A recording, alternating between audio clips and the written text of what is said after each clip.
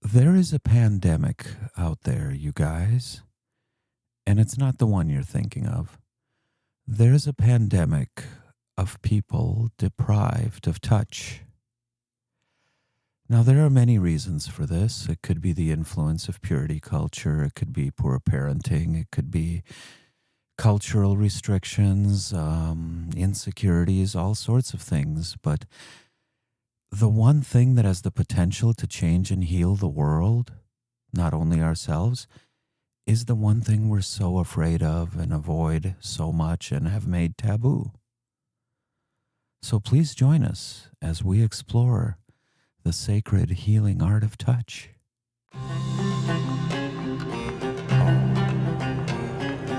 Welcome to a new paradigm, a new way of being, free from shame, self-limitation, or cultural programming. Welcome to a new you, a new world full of endless possibilities. Welcome to your Tantric awakening.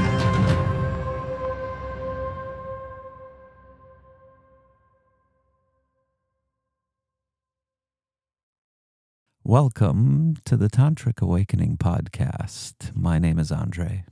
And I'm Kendall. There's a Taurus new moon up above us, and Taurus is ruled by Venus. Mm-hmm. My Venus is in Taurus. And I can tell you, when I think of these things, I think of touch. I think of sensuality. I think of sensation. Mm. Right? Delighting in the senses. These are the things that come to mind. But what is pleasure to one can be pain to another. And in this episode, we're going to posit that the absence of a thing can sometimes cause even more pain. Mm-hmm. Yeah. Let's begin our conversation with your direct experience, if you don't mind. Mm-hmm. I know one thing that really struck me when you were talking about your childhood is you always spoke into that you weren't held enough, that you desired to be held more. And you even once said on the show, like, your mom was even afraid of giving full frontal hugs, right? Mm-hmm. Maybe start out by telling us a little bit about, like, how that came to be. Where did that come from? The phobia of hugs, and how it affected you. Yeah. Well, hugs are what make us human. They are a connector. And for me, when I was growing up, it wasn't something that was naturally like given out necessarily. And it wasn't until like my mid-20s, later 20s, when I started to really feel, especially when I was awakening to my sexuality, that I hadn't been touched. And I truly believe in some way that when someone develops a phobia around touch, it's usually in relationship to an event that maybe have happened in someone's past that made them shut down, either to protect themselves. And so, yeah, I believe it's directly connected, any phobia, to past experience and not integrating that and healing. And I feel if you are negatively impacted through touch, for example, if we're talking something as horrible as like sexual abuse, the way that you heal is through touch to reintegrate that experience. I truly believe, which, it's a very deep topic. Definitely. Well, you're very right about that. There's a Lakota saying that the medicine is usually hiding exactly where the pain is. Mm-hmm. So obviously you don't want to re-traumatize somebody, Mm-hmm. but to a certain degree, that which they're avoiding is exactly the cure they're seeking. Absolutely. Mm-hmm. I've also noticed, I have to say, like in my own counseling work, the rape survivors, the trauma survivors that I've worked with, they exhibit exactly the same symptoms as people leaving cults. Mm-hmm. Like literally the same symptoms. So things like, for example, purity culture, and you can go into maybe more details. Like it started out as a good thing. It started out to protect people, but Mm-hmm. it seems to be doing a lot of harm. Mm-hmm. Is my point in trying to protect people where we're actually harming them because they're exhibiting the exact same symptoms, basically. Yeah, that honestly, when you were telling me about this, it was really confronting in that in the self-acceptance portion of healing, especially in the deconstructing path, you are literally reconstructing your nervous system, you're reconstructing your whole world. And yeah, when it comes to abstinence culture, which is very much avoiding touch for the sake of purity, what it left was a hole. It felt like a void that wasn't given nourishment. And like a baby, for example, if a baby's not given touch when it's born, when it's not given that chest on chest through its parents, like issues can arise later on.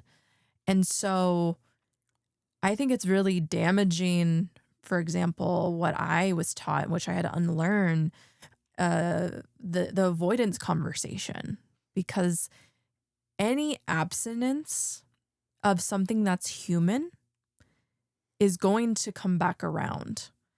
And I think that's what a lot of people, especially millennials, whose parents were indoctrinated into the purity culture movement in response to AIDS as like a protect the children motto, a lot of us are deconstructing. And so literally a big part of my journey told transparency, and I know you've seen this up and close and personal, but has been really giving myself permission to be like, my body is a temple, my body is sacred, and I really deserve to know it well, to take care of it, and to steward it. And that was important to me. And it's been something that, especially being with you, a Taurus man, Venusian Taurus being who's so tender and so attuned to the body, you have helped me so much make that journey, make that descent from the head to the heart into the body. Because a lot of my personal work before I met you over 3 years ago was very womb oriented. And you helped me awaken so much more. And that's, yeah, it's been a journey. It's been like a death and rebirth journey for sure.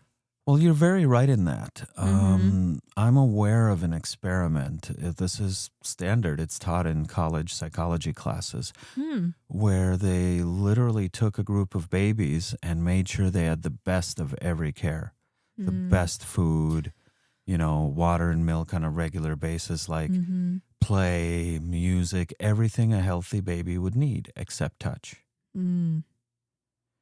And the babies got so ill, they had to abandon the experiment early because they were really worried that they would die. Even with proper nourishment, they were getting day by day weaker and weaker and weaker. That's how essential it is. You literally cannot survive without it. And I think it's important, too, to state for the episode when we talk about touch, not all touch is necessarily sexual, okay? I want to be clear on that. We're not talking necessarily sexual touch, though there are healing modalities, of course, that involve the genitalia as well. But we're just talking about basic hugs, being held, okay? I want to make that distinction. Like, very simple, non-sexual touch is essential to our survival. Yeah, that's where it begins. And that's where it began for myself. I remember years ago being invited by something bigger than me. There was this workshop in Vista at this temple, and it was called 𝗶𝗷𝗄𝗏. And this is when I was still in the Christian world, but everything inside of me, beloved, called me to it. And it was very edgy because there was also a very vulnerable experience of understanding what naked and unashamed is, because that was part of the initiation, is being able to bear witness to someone naked without needing to, or what I was confronted with was this reality that being naked and unashamed is truly an initiation that even for me as a former Christian didn't fully understand that. And so there was also another, that wasn't the 𝗶𝗷𝗄𝗏 workshop. That was another one. It was like a adornment ritual.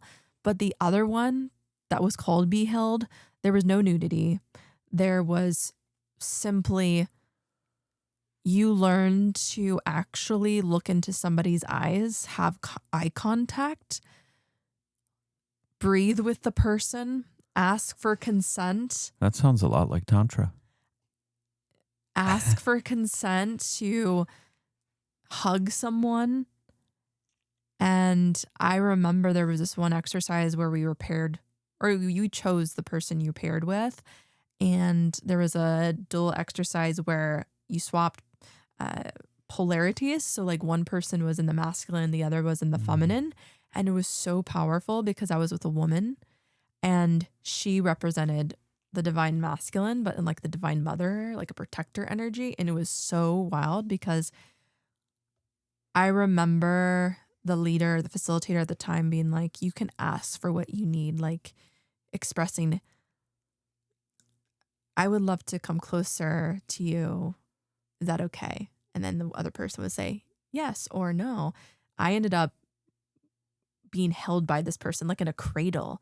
And I looked at her like, and I felt my divine inner child come through. And it made me realize like, oh, like this is what I've been seeking in my whole life.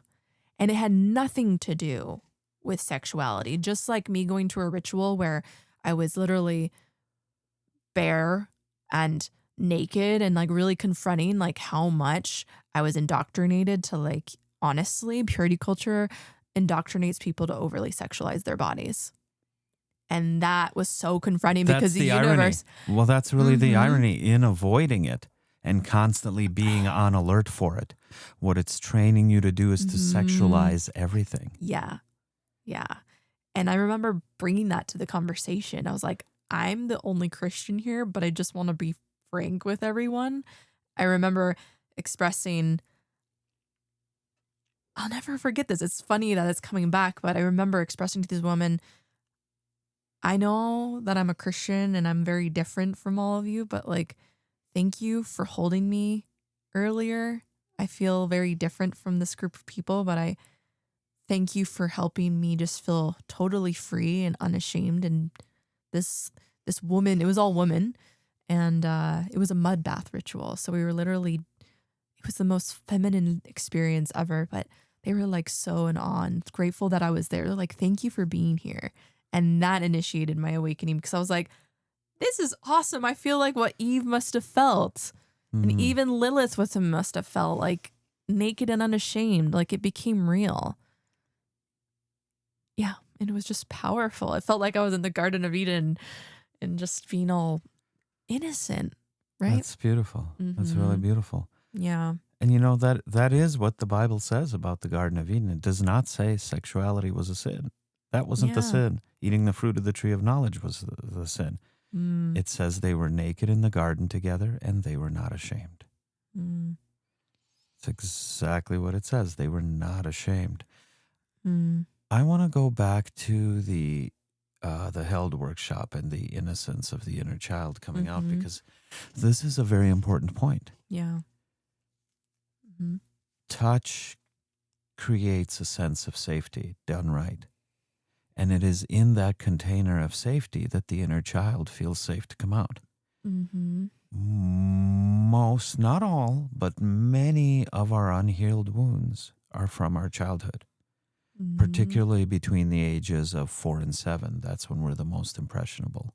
Yeah. I know a lot of my clients, when we do hypnosis and we regress back, usually it's a memory somewhere between 5 to 7 years old. Mm-hmm. So therein lies the key to our healing, is to find where the inner child was wounded, where the inner child's needs were not met. Why is the inner child still rebelling or sabotaging or blocking us to this day? But first we have to coax them out of hiding. We have to make them feel safe, because our society really kind of hardens our armor, you know? Mm-hmm. Thank you for saying that, because safety is the core for the divine feminine to rise. And there are fellow sex educators that I'm following, and this is a really common thread, that the divine feminine rises in a divine masculine healthy container. When the divine masculine is in a healthy place, the divine feminine naturally is going to reveal and express. And the biggest thing I feel for especially women more than ever is feeling safe to be emotional, feeling safe to be held in her range, in her wild power, in her menstruation cycle, from all the way from follicular all the way to other stages, right? Like, it really comes down to that attunement. The divine feminine rising is attunement to safety. And safety is so important. It's so important, especially for our listeners. If you're a woman that's listening, like, you truly deserve to feel safe in your relationships. 100%. And not just sexual relationship or ships, like in your friendships, in where you work. Like, you deserve safety. And to me, safety is also related to emotional maturity. It's able to be attuned to your nervous system. It's really being attuned to self-worth, knowing that you're worthy of feeling safe. And I feel so strongly in this because we're on that wave of Taurus energy and new moon. It's like Taurus is here. It's where Venus loves to be, especially. Taurus is all about worthiness and stability and a solid foundation. It's a new beginning. If you've been feeling that energy of the new energy arising, it's because the universe, all these planetary alignments right now are inviting you to really get clear about the masculine structures in your life that are either safe or not. And if they're not safe, making the choice to either leave that experience or integrate it and rise and use your voice, because more than ever, the divine masculine needs to be held accountable. Yeah. No, you're right. You're right. Yeah. And maybe let's take a moment and define wounded masculine versus healed or matured masculine, somebody who's done their inner work. And by the way, we're talking about energies, you guys, okay? Not necessarily gender. Okay. There are plenty of men that tend to be more feminine in their energy balance than masculine, and vice versa. There's women that are more feminine. There's women that are more masculine. So we're talking about the energies that, regardless of what your gender is, you have some mix, some balance of both energies. Sometimes one is dominant, sometimes the other.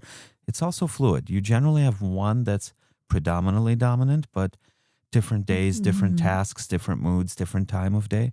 It's normal for these things to shift. But keep an eye out for the traits, okay? The traits that this energy, or let's say how this energy can manifest. Okay, so the wounded masculine, for example, can manifest as dominating energy, aggressive energy, competitive energy. You know, this is a big one, actually. I heard a story earlier today. What we've been taught about reproduction is wrong. We're taught that the sperm swim through the fallopian tube, and it's a big race, and whichever sperm gets to the egg first, that's the lucky one that gets to fertilize the egg. Competition. Interesting. Right? May the strongest, may the fastest win. That's not at all how it works. The egg has a membrane that repels sperm. She chooses. She decides which one to let in, actually. Mm. But you have to remember, most of the doctors, most of the gynecologists at the time were men. Mm-hmm. So, of course, the story is told from a male perspective. Wow. We now know, based on the newest research, there can be dozens, millions of sperm on the outside, all banging against that membrane trying to get in. Really? The egg, we don't know how, by what process, but the egg selects the one she lets in. That's cosmic. Right? Wow. Yeah. That's so cool. I thought you'd appreciate The that. power of choice, Yeah. which all women have. But we're taught it's a competition, a race to the finish, right? So dominating, aggressive, competitive. And again, these are wounded traits. This is how wounds manifest. This is how we often tend to mask our wounds, right? Behind every bully is a scared child, right? So they have to be even tougher, right? So this is what we're speaking into. Inflexible, cold, disconnected, unemotional, fear-driven, defensive. Have you ever been really defensive in an argument? What you're doing is you're showing your wounds. Otherwise, there would be no need to be defensive. And selfish. Now, by contrast, let's take a look at a mature or healed masculine. Somebody who's done a lot of the inner work. Present, focused, confident, non-judgmental. There's no need to, right? Because you're not in competition with anybody. Logical, accountable. There's that word.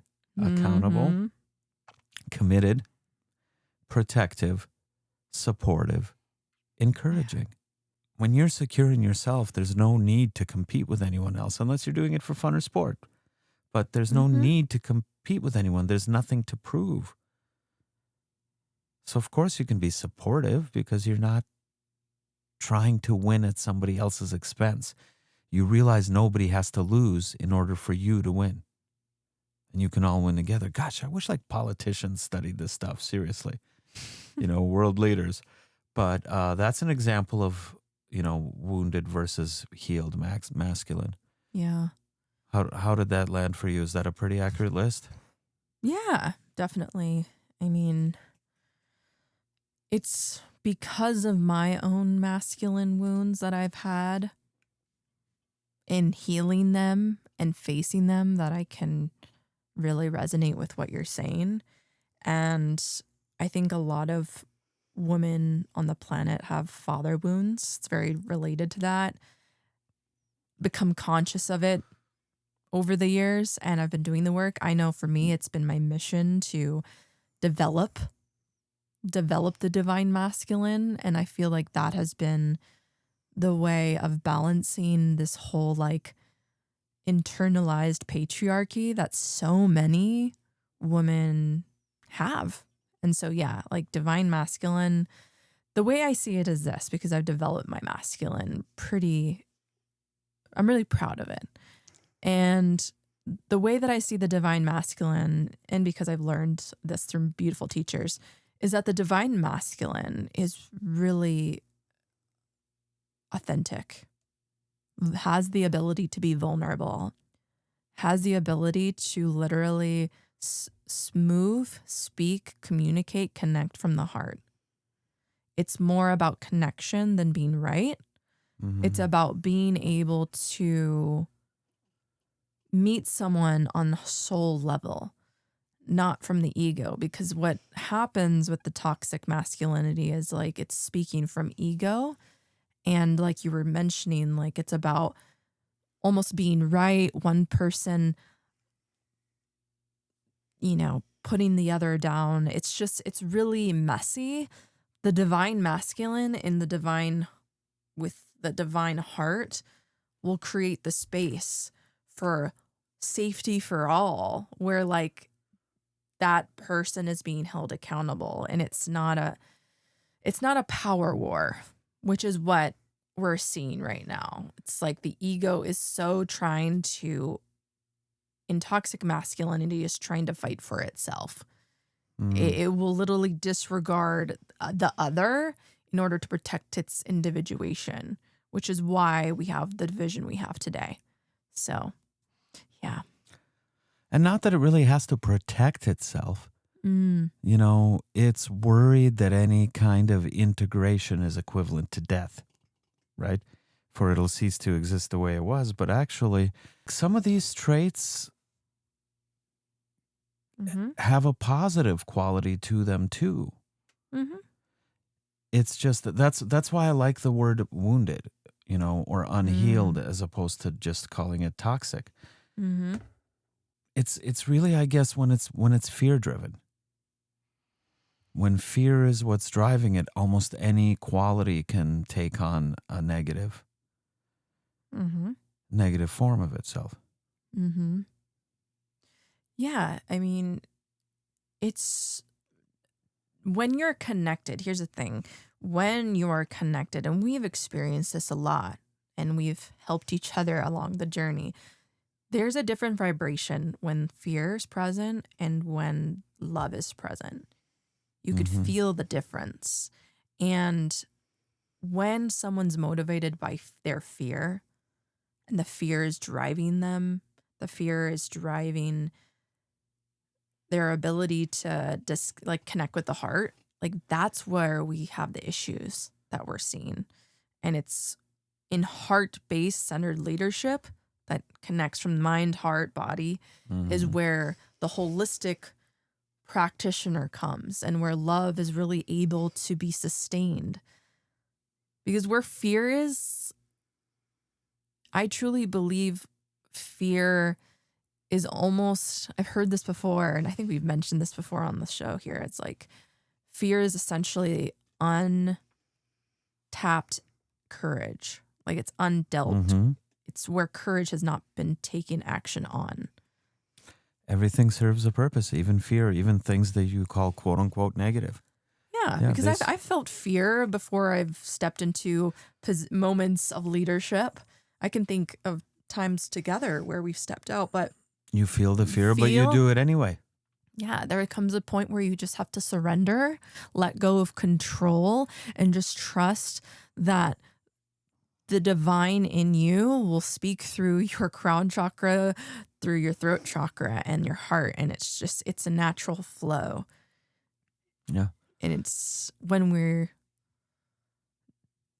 the illusions fade and we're deconstructing from all these programs is where we become those clear channels. And quite essentially, like the psychic abilities turn on and you're able to be attuned to your sensuality, your psychic nature, clairvoyance. You start to see beyond worlds and you walk between worlds, which is the path of the shaman, which I feel like, you know, one of my mentors just brought this up, beloved, is like right now we're in a time period where people are actually seeing one foot in one world and the other beyond the veil. Like there's a walking between worlds moment right now, and the illusions are being revealed and people are seeing things for what they are. And it's so amazing because I'm like, good, because you and I are very much in the shamanic path. Like we walk this all the time. So it's a wild time. It's a wild time. And it's honestly, I don't know, you were talking about this. It's, you and I are very, been here around the earth plane many times, reincarnation. And it's like,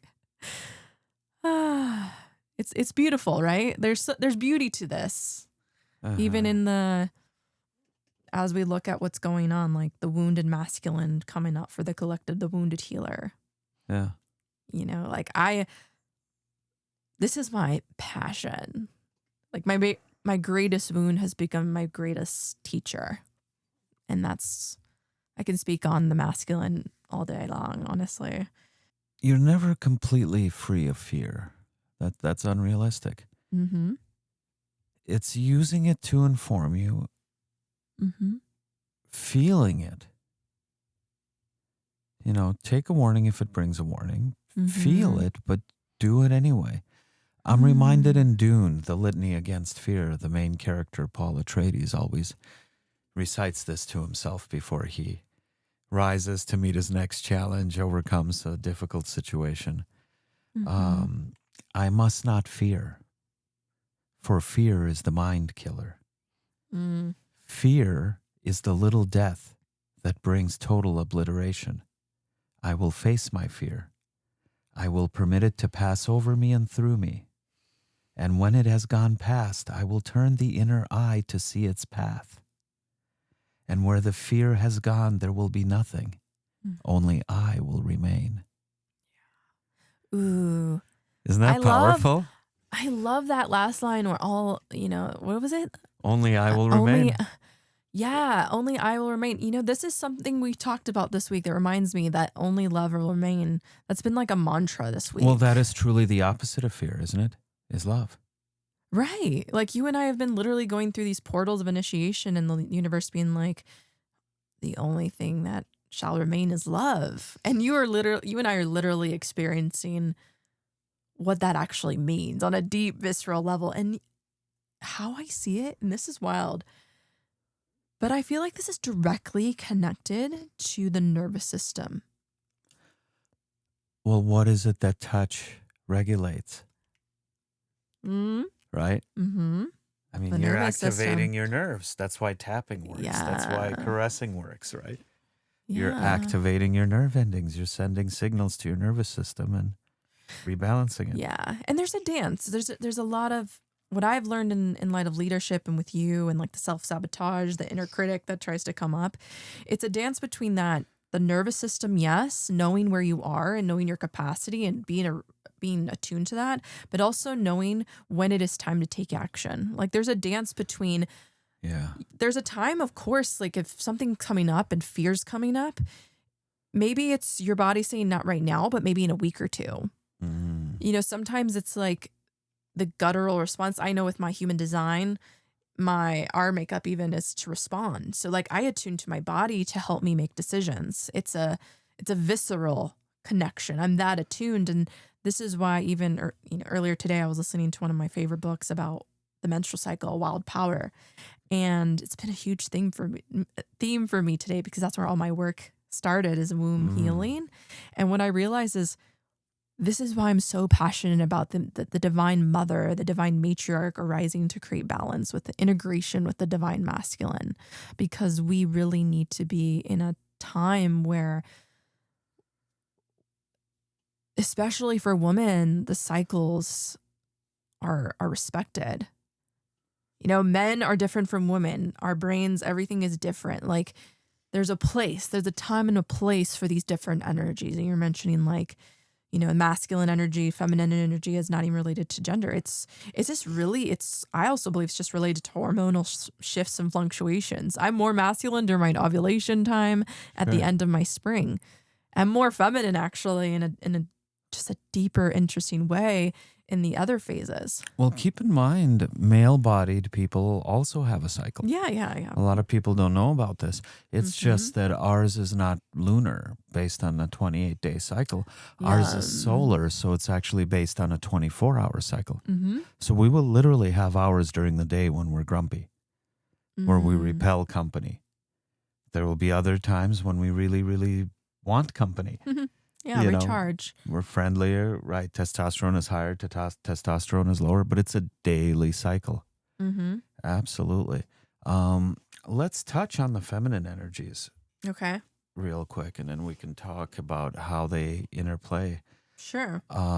Because these manifest two different ways too. And again, we're talking about energy, not gender here. The wounded feminine can show up like this. Self-doubt. Dependence, suppressed voice, overgiving, lack of boundaries, approval seeking, disconnected from one's intuition, perfectionism, suppressed emotions, fear of conflict.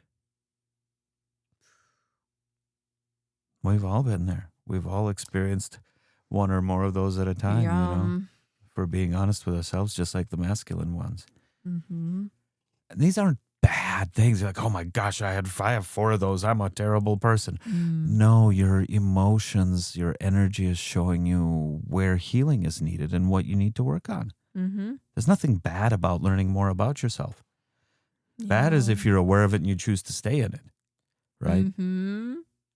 But other than that, this is just awareness. This is bringing awareness. You should celebrate knowing yourself on a deeper level, and you know what you need more of and you need what less of. Mm-hmm. So the mature feminine, the healed feminine, Mm-hmm.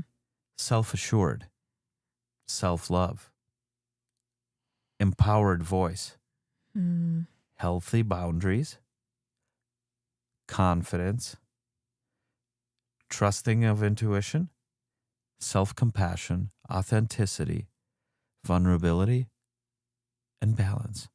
Mm-hmm.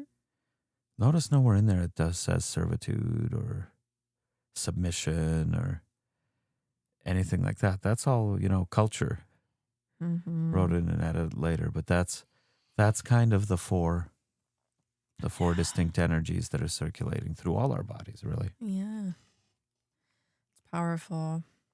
Yeah, I really relate to all this. I think, like you mentioned, when any of these are present in your life, it's an opportunity to initiate yourself. And this is why I love being a woman and why I love working with the moon cycles to go through my every single month, the death and rebirth portal. It's like, it's that constant conversation. If like you have one of these experiences in the wounded feminine, for example, it really is all about taking personal responsibility for yourself, and in taking personal responsibility for yourself, really alchemizing that into empowered action and into shift yourself, because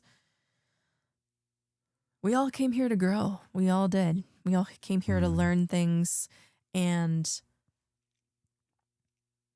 experience these experiences that are emotional, that are states of being, for example, like the victim, wounded feminine, powerlessness, manipulation, withholding love. Like all these things are an invitation to come back to love, which is the foundation of Tantra, is the foundation of, even if you've experienced being a victim, feeling powerless, like I know you and like I felt that way, it's a return to come home to yourself. Like really be your own sanctuary and temple. Yeah. Well, speaking of healing, speaking of the fact that the opposite of fear is love, I know you were telling me a little bit about before the show when you were looking into the astrology of what's happening above there right now. You mentioned that a big part of this Taurus new moon is, besides it being tied to wealth and abundance, you mentioned it's tied to the opening of the heart chakra, right? Or the cleaning of the heart chakra, rebalancing its energies. Could you speak maybe a little bit more into that and the relationship between the stars, for example, and the planets? Like, well, yeah, there's just an invitation to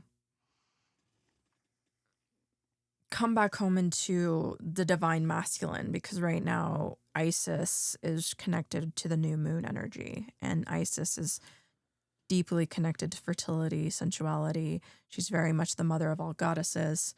And with that in mind, there's just a really powerful energy she's giving towards a collective of like, this is a deep opportunity to go into soul reclamation and to remember your true north and true power.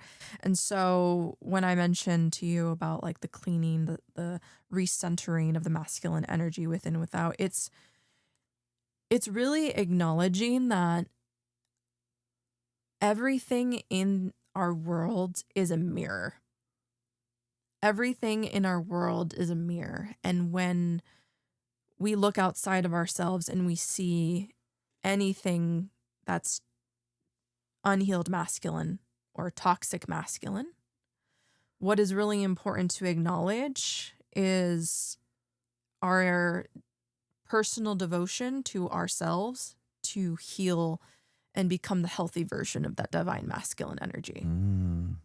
And so that's really, really the call right now, is you evaluating like what is true divine masculine for you in your life.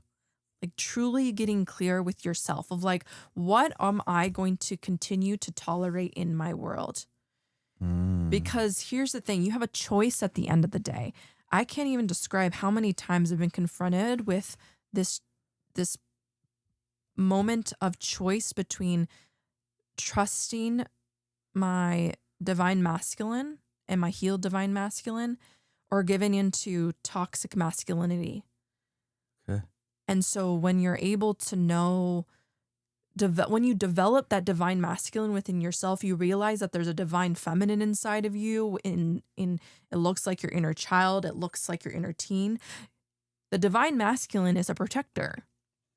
So when I mention like heart aligned masculine energy, it's really coming down to like, are you operating, whether you identify as a man, woman, trans, it doesn't matter. Like, are you operating from a space of being a safe person to be around? Ooh. Are you safe to approach? Are you willing to learn?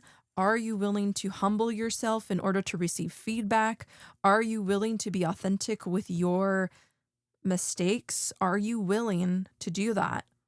Because the divine masculine is here to hold space. Mm. The divine masculine is to hold space. But when the divine masculine has not been initiated into the divine masculine, which is a lot what's happening right now, is we're seeing what happens when men aren't initiated into the divine masculine. And they're still left into their programming and, lack of a better word, development, where there's grown men acting like uninitiated men that are acting like teenage boys. That's and it. masquerading that as leadership. That is not divine masculinity. No. Divine masculine energy is a safe haven where you could come home to, where no matter what has been thrown at you, you can lay on that man's chest. And it's not even about man, woman. It's about the safety. Are you safe? Is that person safe? Are people around you able to be vulnerable, real, authentic, show you their vulnerabilities, show you that they've been hurt? Because if you're not able to hold such people around you, that's not leadership. That's not heart-based leadership. That's egoic leadership. That has the power to literally hurt people, cause trauma, re-traumatize people. And I've seen this. I've literally seen this. I've not only seen this in the cult-like leadership and the inauthentic, unintegrated, toxic masculinity in the church culture, but I've also seen this in other environments. And it's truly not okay. So like for me as a woman, how I see it is like I've integrated that divine masculine where I absolutely hear that divine masculine voice speaking. Okay. It's what it holds my divine feminine reverence. And that's where tantric union is. And this is why I'm so passionate about, like, yes, we're in tantric union, but the best union, the most like meaningful, I mean, our union's meaningful, but the one that I'm like so grateful for is the union I've had with myself. Like coming home to myself. Like I understand very, very clear, up and front and personal, toxic masculinity. I came into this soul. My soul was like, yep, I'm going to learn these lessons and know so intimately toxic masculinity. I know toxic masculinity. I know it because I was raised by a narcissistic God. I was. And that masqueraded and transplanted its energy, toxic masculinity, to my father, which led to betrayal, what led to abandonment. And that's right now with what's going on in the world and in the cosmos right now is we're being asked essentially, the Newman's like, enough is enough. You have to get to that point where, and this is how I feel, like I've gone to that place, enough is enough. Like as a goddess, as a high priestess, I can have compassion. I can have empathy for where people are in their journey. I get it. Okay. But there's also like a deeper reverence of like, if someone's not willing, I'm just feel this for somebody out there. If someone's not willing to face themselves, take accountability, and be vulnerable amongst their peers, be raw and real amongst them, like other people, and try to protect and protect and protect in the name of egoic leadership. So you're relying on your own inner masculine. You're relying on your own inner masculine for that. And not looking like accountability.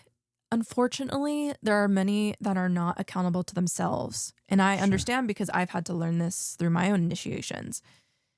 It's when one's not willing to be held accountable and gaslights and all these other things. So yeah, it's just right now more than ever. And I wanted to mention this in light of what's going on astrologically. There's a grand cross between Sun, Moon, Pluto, Mars, and Hecate. So literally right now, the wounded masculine is meeting the divine feminine. This is probably why this is so strong within me to say. Like, this is why I hold men accountable. This is why I hold men that come to us in couples coaching, and is because I understand what so many men are needing. They're needing to be held, touched, literally caressed. Oh, 100%. I think what's happening is there's a lot of women that are have undeveloped divine masculine and pointing their fingers at the men in the room that sincerely deserve to receive love, touch, and your full presence in their emotional expansion. Because emotional maturity is what's going to expand your world into empathy and compassion. It's not about separation consciousness. It's about unity consciousness. It's about accountability consciousness. And right now with Leo opposing Pluto in Aquarius, every coping mechanism, every wound around power, betrayal, abandonment, and unworthiness is being presented. So it's like, I just want to express, the last thing I'll say is like,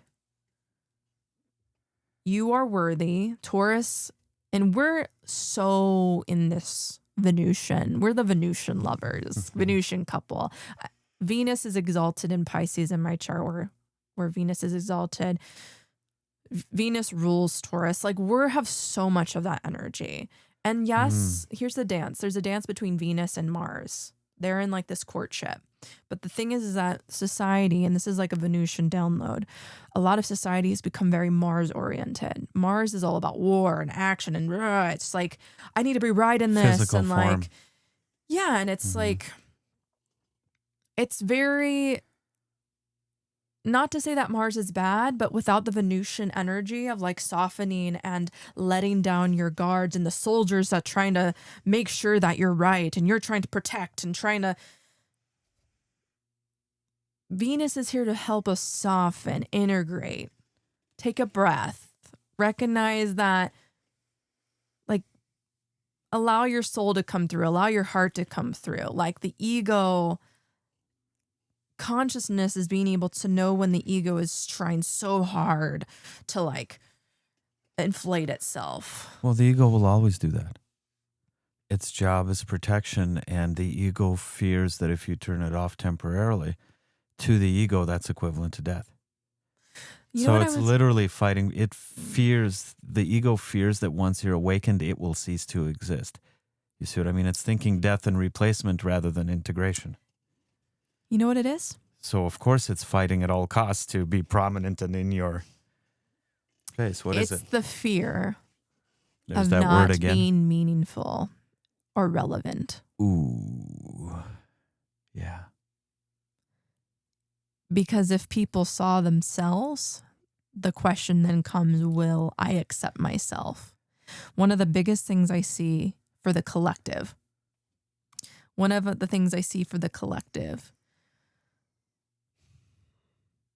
is being afraid to face their self-hatred.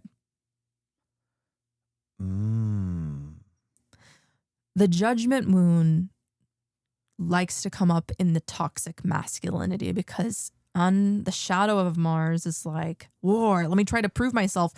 Usually how I see it, if someone's trying to prove themselves and not take ownership, is because they know, and I've experienced this, that somewhere they've made a mistake, and that literally if they accepted, and they've never fully forgiven themselves for it. Forgiveness.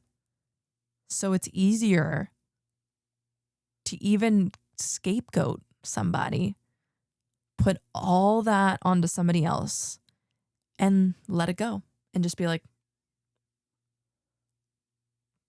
let that go, kick that person out. Like, it's easy to do that.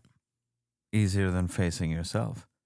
And I know because I've literally learned, even in the last 3 weeks, so much of my divine masculine, and my divine masculine being like,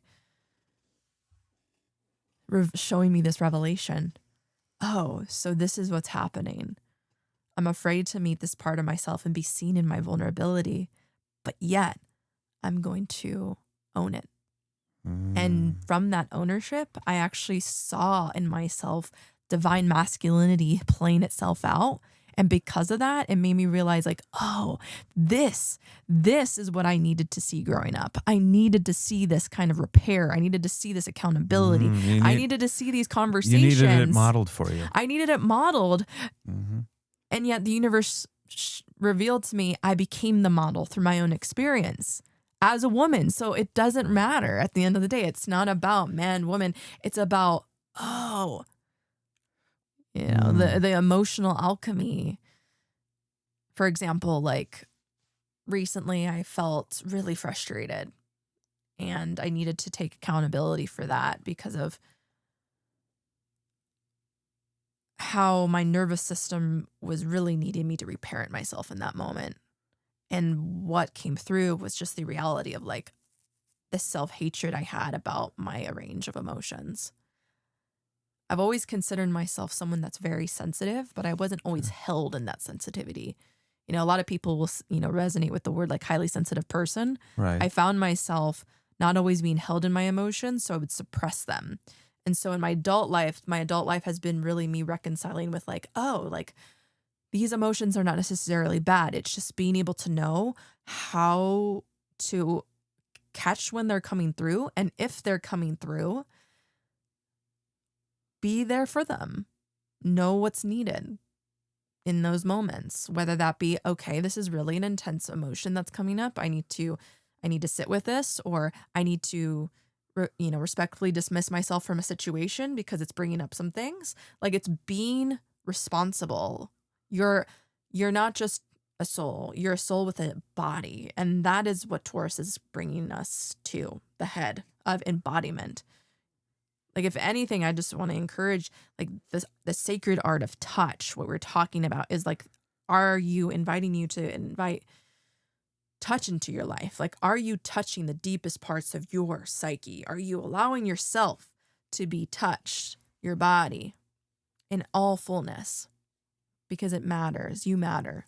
Well, let's bring it back to touch. Because I know when I work with clients, and sometimes when I've worked with you, you touch the right spot, and the emotions that have been locked up for so long just come bursting forth. Yeah. What is it about touch that makes it such a potent healing modality? The largest organ in the body is your skin. So how I see it is touch is the divine connector. If we didn't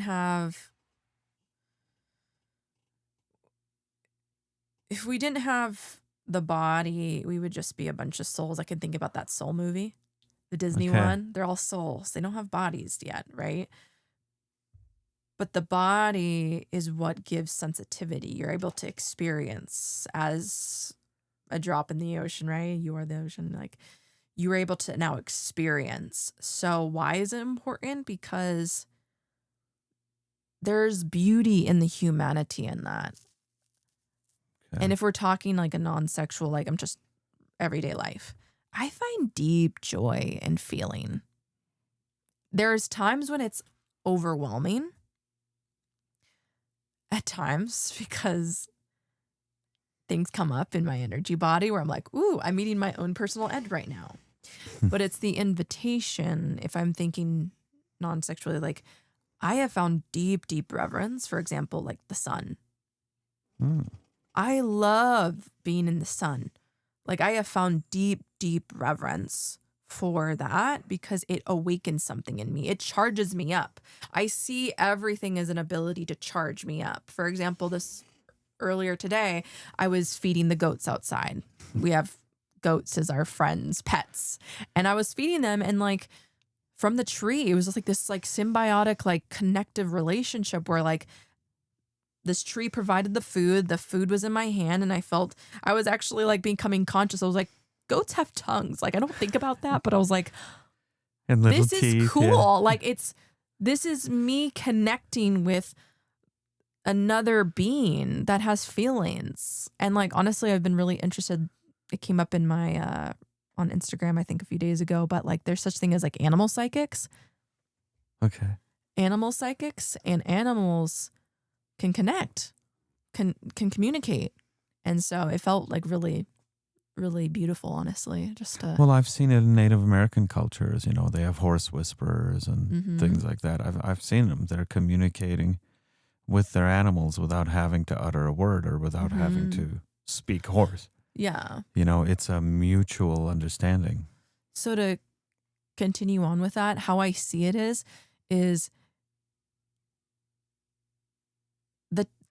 the art of sacred touch is allowing yourself to be touched by creation. Ooh.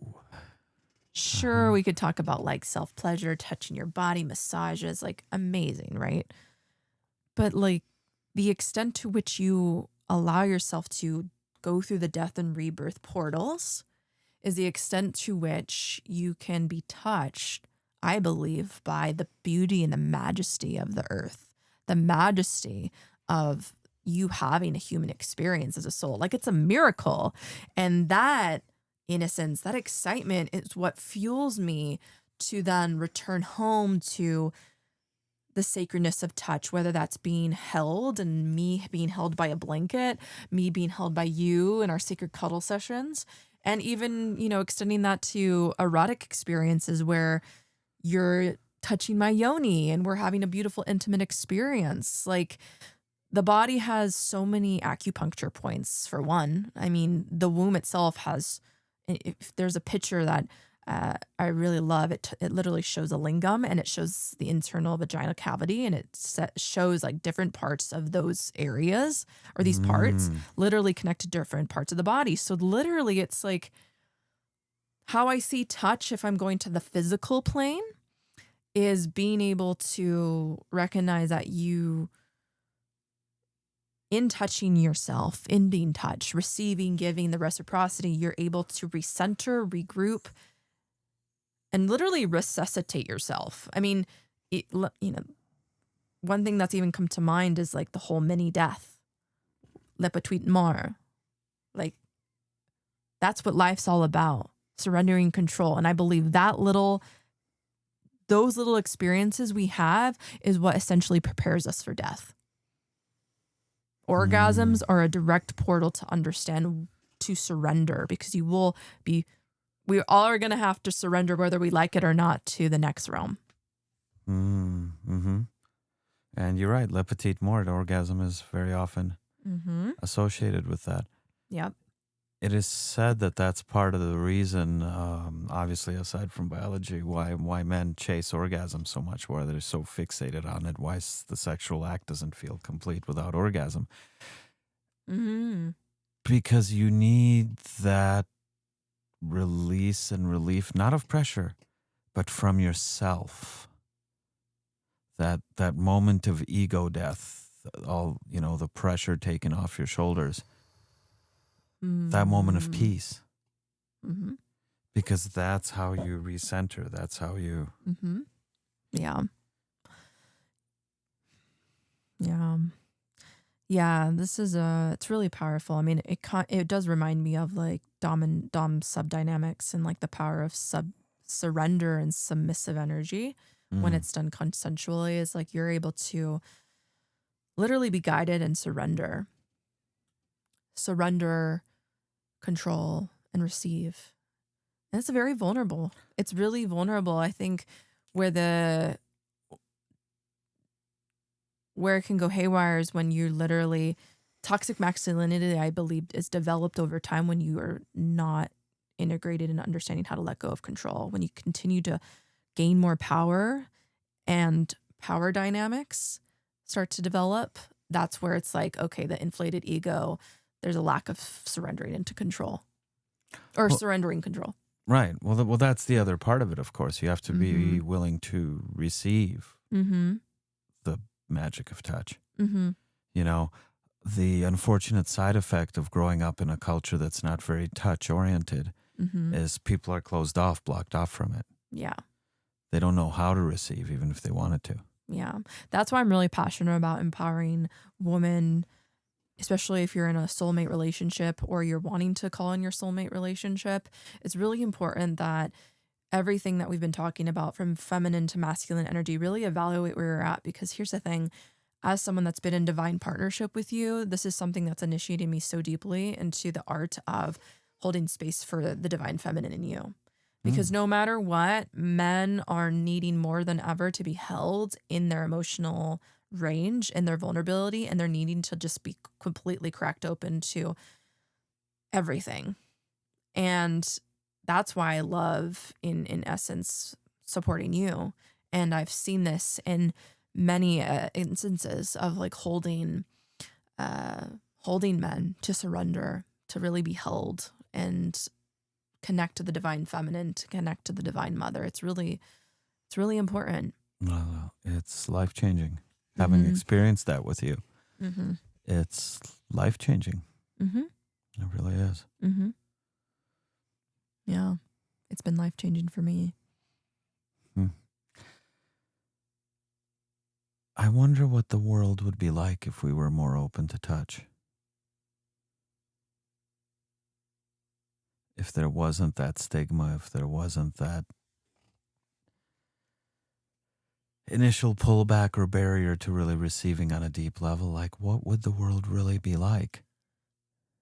I know if our nervous systems were balanced, if we weren't coming from a place of fear, if we were more centered, like it would influence the decisions you make. I mean, I think violence, poverty, much of politics really could disappear nearly overnight. I mean, deconstructing the systems might take longer, but like we would be different people where we'd be like, I'm just not participating in that. I'm not going to take that, you know? And we would get to work on rewriting the policies, creating a more humane, more caring world. Yeah. It's about integrating Mars and Venusian energy. I'm going to come back to that. Okay. Because Venus is all about sensuality. If you're not attuned to the senses, you're not going to be able to drop into receiving the healing. If you're constantly on the frontal lines, warrior orientation, what we're seeing a lot right now in the United States of America, there's literally, it's like the thing of the hour to talk about war, and the thing about that and how it creates disconnection is literally the opposite of sensuality. It's literally the opposite of receivership and attunement to the humanity and the vulnerability that all people are going through at this time. So as a somatic healing professional, somebody who works with touch as a healing modality, works with people's bodies, how would you go about like helping somebody connect with their emotions, move their emotions, release their emotions? Maybe you could speak into how you work with a client, and maybe also give our viewers and listeners some tips on how they can maybe do a little something on their own with themselves to experience. Yeah, it's a beautiful invitation for sure to connect to somatic, relating to the body and relating to emotions. And how I really approach this is through the art of storytelling. The greatest gift you can give yourself is the art of sacred witnessing. And yes, that can happen with you and you alone, especially in front of a mirror. This is something I do on a weekly basis. So no matter what, there's always going to be people, places, things, the world happening outside you. So what you can control, and here's the thing about anxiety, because I've dealt with my fair share of anxiety. What is empowering, I believe, for the divine feminine is taking action to create places, safe spaces for you to grow and to meet yourself. And what I love to do personally is I go into a dance studio weekly, and how I've approached this is as a ritual.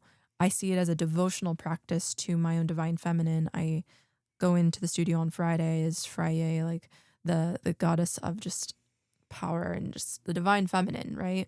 And so how I see it is I work with the goddess's energy. I work with creating space for me to feel safe to unravel. And in the unraveling, my divine masculine creates a space in this dance studio for me to show up. And so what I do is I make sure that the atmosphere feels right for me. It's become a second home. I grew up going to dance studios, so like the dance studio for me feels like a home. And for some of you, it could be like your own room at your own home, in the living room, it could be in the forest, whatever that looks like for me, it feels like a studio. So creating the space that feels really safe for your nervous system, where you can like drop the walls, the protective walls inside. Light a candle, incense, anoint yourself with incense, frankincense, anything that will literally guard you, protect you in that space. And then what I would say is like, what is fresh? What is literally presented to you right now, right? In this, especially new moon time. Where do you want to create stability in your life, right? Where do you want to hold yourself in your divine feminine? What would that mean? What would that feel like? Like really taking a moment to even journal for like a good 10 minutes of like, what is safety? What is sensuality? You know, the things that I've talked about today, like how am I connecting to my sensuality? Like, am I taking the time? And then what I would invite you to is like finding a song that really resonates with you around your sensuality, around softness. You can even just look up online on Spotify like Taurus or sensuality, divine feminine. And I'm definitely probably have some of my Spotify. Just look up my name, 𝗿𝗩𝗩𝗂𝗏. There's a lot on there. What you can do is just put on a song, and with what you just wrote down, the new moon is all about declarations, right? So declare through your movement what you're declaring. And what I love to use, and I've heard this term go around, is using sacred gestures in order to tell a story. So if you're wanting to set intentions right now that are like, I want to sow some deep seeds of like love and divine love in the form of plants, or taking care of my body more, like really creating a gesture, a holy gesture that will give you permission. I know we just did this on our ritual on Instagram where awakening was all about like the hands out, and we did it facing each other. And it was really powerful because it wasn't just like, oh, this is just ecstatic movement. It was like, no, we're actually putting meaning behind our movement. And so to me, this is like very somatic and embodied work, because you're actually telling a story through your body. And so it really rewires the nervous system, rewires your brain to start connecting to what the body's trying to say. Oftentimes when I feel in anything that's disconnected from the body is really the body needing to have expression, a dialogue. And until we have that dialogue dialed down and we're attuned to what the body's trying to say, we're going to feel disembodied. We're going to disassociate. So yeah, I would definitely invite yourself to dance to the song that's coming up for you. Recently, I've been really on the emotion of nostalgia, so it's been really helping me. I've been really dancing to rocker songs to really help my divine inner teen like be heard and her vocalize herself. I've been really dancing to Disney Cheetah Girls music to help my inner child, inner teen rise to the occasion of just like, you're worthy of being seen. It's just been like this powerful embodiment. And I just dance and I don't judge myself. And it's honestly been something that I've been really interested to hold space for our listeners, for any of you that are watching. And if you're interested in any of that, please don't hesitate to go to tantricawakening.net and even our Instagrams and fill out the form for our newsletter, because I'm so excited. Maybe I'll do this of hosting some things for the summer. But yeah, nostalgia for me has been a huge portal and gateway to reclaiming my innocence, which is very important to me right now. So I hope that helps. And I would say before and after this ritual, create a opening, like light a candle at the end, blow out that candle, do something after that that's like softening, regulating to your nervous system. Take a bath, go for a walk, Make love, whatever would feel good for you. Just give yourself the space. It could be even like 15 minutes. It just starts with one decision and then little actions. And yeah, let me know and feel free to reach out and tell me like how it went, because I would love to hear. Well, what you're actually talking about literally is getting out of our head. We tend to spend so much of our lives stuck in our head, thinking, trying to work it out logically, right? Mm-hmm. You're inviting people to get into their body. You've used the word embodiment quite a few times. Yeah. To kind of define what we mean by that. Mm-hmm. Coming into your body, literally the way out of your head is to come into your senses, right? Yeah. Get out of your head, come to your senses. Yep. You said the body is a feeling, sensing organism. Mm-hmm. That's its purpose. So by activating our senses, by moving our energy, we in effect come out of our head, and that's what embodiment means. You're centering the body. Would it be wrong then to say that the head in a way represents masculine energy and the body represents feminine? So what we're really doing here again, in a patriarchal world that's energetically become off balance, we are inviting people back into their feminine, both men and women alike. Like you talked about domestication. I also see a trend in that women are becoming much more masculinized. What started out as seek your freedom, seek your independence. Is it really freedom to spend your life in a cubicle? Great. Now you're part of the workforce. Yeah. That to me feels like another patriarchal scheme to kind of distract us from ourselves. You trade one kind of shackle or prison for another and you think you're free, but really, like, are we? It's either domestication or it's corporatization, Yeah. Well, it's like even the example that we have and the ethos of our business and the way we live our life is very much in alignment, again, to the menstrual cycle. And I have a devotional practice, and you've come alongside me in this, which I so appreciate. And we're very about menstrual literacy and menstrual values in corporations that support women in their cycles. And one of the things I do is 1 week off during my 4 weeks. And it's super powerful when we do that, when we attune to our bodies. Yeah, embodiment is where my work started years and years ago. It's how I got into coaching, because I realized just how important it is for women not only to like connect to the matriarch, their embodied wombs, but also the people in their lives to support them as well. That would alone revolutionize and rebalance the cultures and the subcultures that we see today. And it's really important. Yeah, it would. And I know you're constantly reminding me to play, inviting me back into my body, because I can get very in my head sometimes and locked into the masculine. So I'm always grateful when you put on some music and invite me to take a dance break with you. Those are always fun. And yeah, they definitely shift the energy. They definitely move the energy. Yeah. So you guys, it sounds like there's an inspiration for maybe a class or some exercises that you want to guide people through on this. So I encourage you to visit tantricawakening.net. You'll see a link there at the top to join the mailing list. And the moment something comes out, you will be the first to hear about it. Yeah. Plug in, stay in touch. You can find us on Instagram. At the Tantric Mystic for Kendall. Yay. And for myself, Andre Night Awakening. And get in touch, reach out, let us know what you're going through, where you would like to be supported. And if we can come alongside you and lend a hand, we would be honored to. Yeah.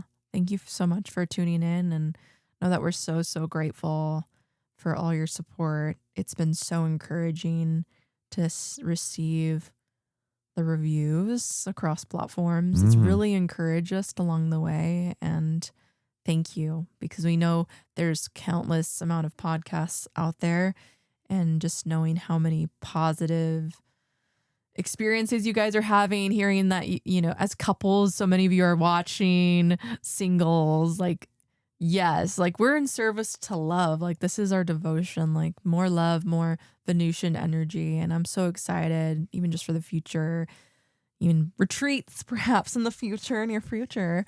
And I can't wait. Oh my gosh. But yeah, we're just thank you. Thank you for joining us on this journey. We really, really appreciate you. And it's so awesome to hear that there's people like from Amsterdam, all the way from America. Like, this is awesome. France, Australia, Oh, thank South you. Africa. Yes. So just know that we are so grateful. Shout out to you guys. Thanks for tuning in. Yeah. Take care. TantricAwakening.net. Join the mailing list, you guys. And join us for the journey. Yeah. And speaking of rest and taking weeks off, just so you know, we will not be joining you next week, but we'll be back soon. Mm-hmm. Yeah. Until then, keep it magical, and we'll see you next time. See you. Bye. Bye for now. Mm-hmm.